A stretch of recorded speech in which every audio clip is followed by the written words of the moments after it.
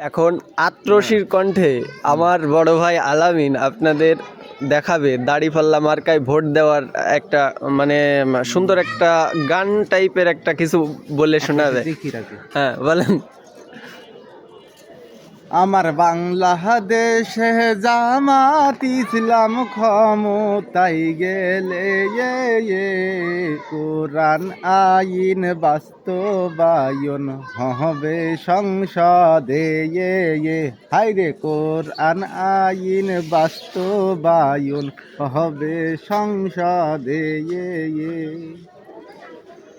হায়রে দেখলাম কত নৌকা ধানের শীষ হায়রে দুই সাপেরই একই বিষ। সাবাস।